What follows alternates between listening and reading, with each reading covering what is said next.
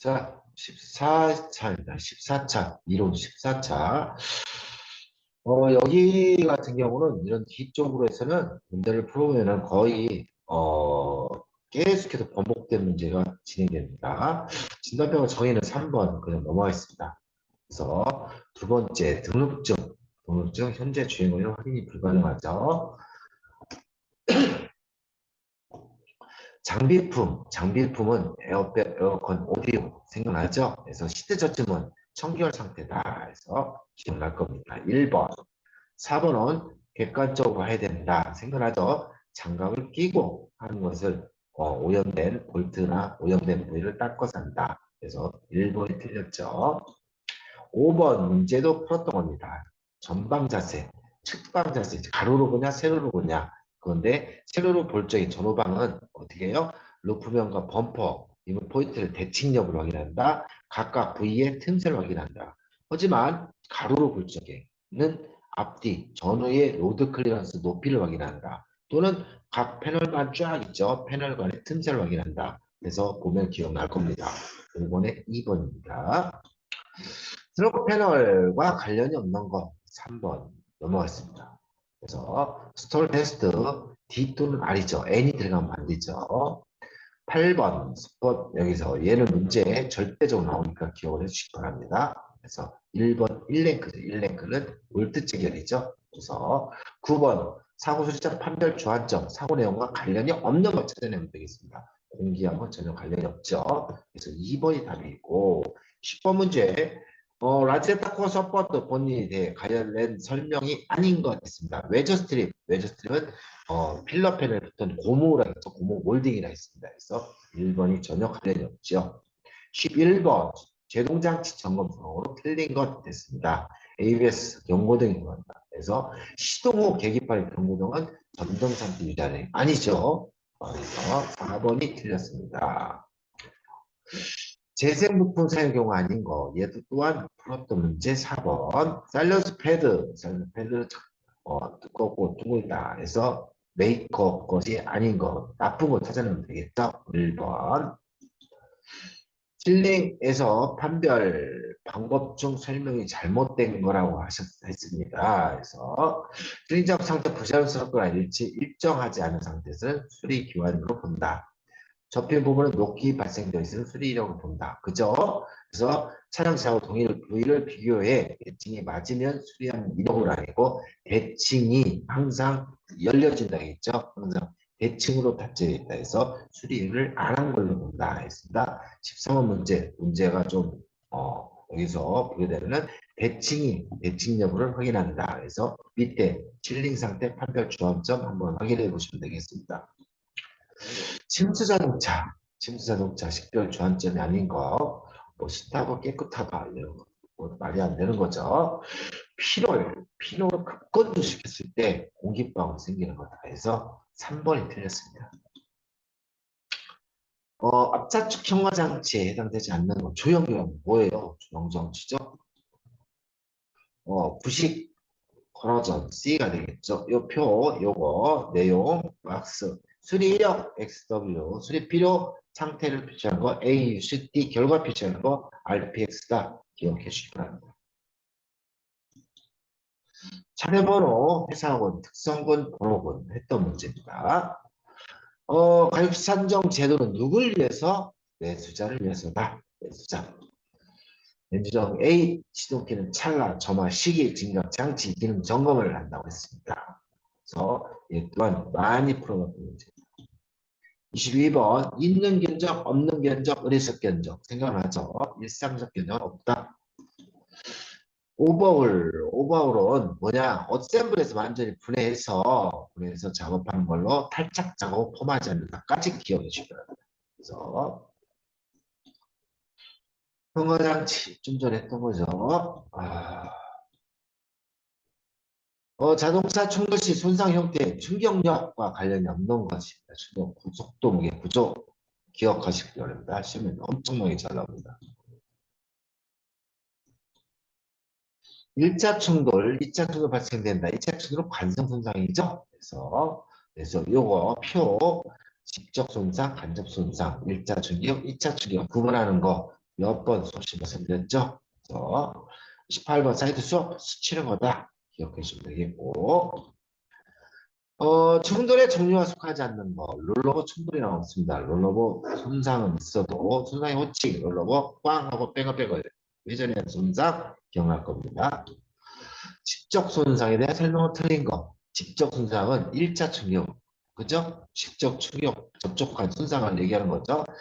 비틀림이나 휨에 충격에 의해서 힘이 발생되면은 뒷도어가 안 열리는 거. 그걸 뭐라 했어요? 간접 손상에서 4번.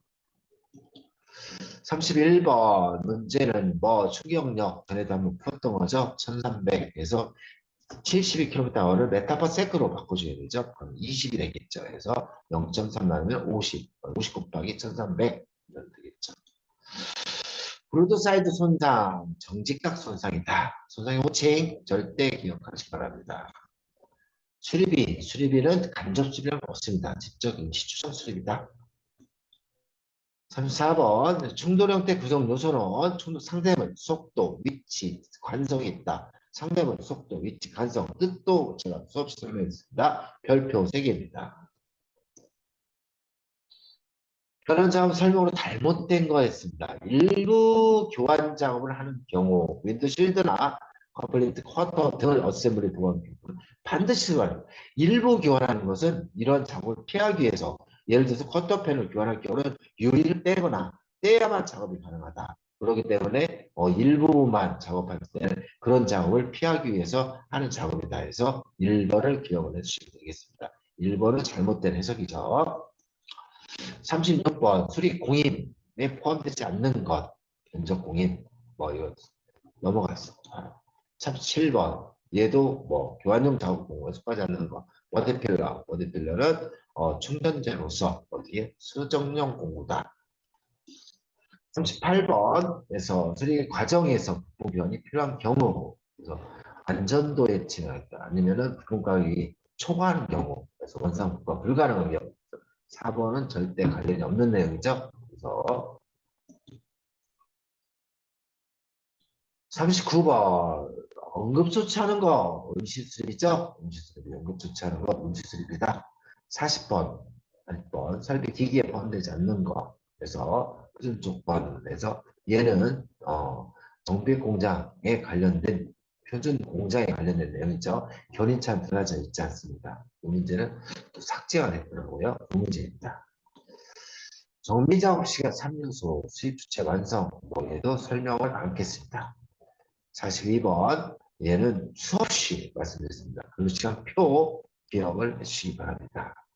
그래서 간접 작업이다. 공장 청소는 43번, 소요시간 차이날 수 있는 것은 작업 속도라는 것, 설비, 기기, 숙련도 등등에 따라서 틀릴 수 있죠. 공장 위치는 좀 어렵죠.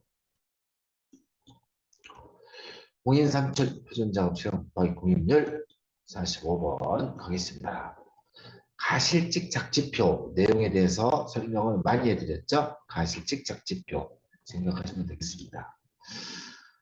비율 뭐예요? 실제 근로시간 직접 참석 가실직 가동률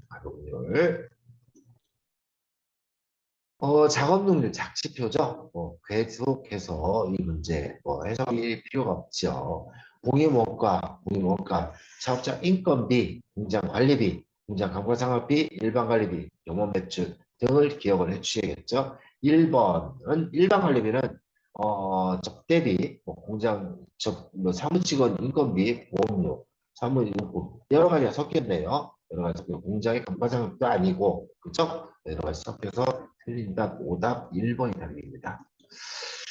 그래서 수리 방법 판정 요소 얘는 수없이 했기 때문에 수리는 수업 관련이 없다.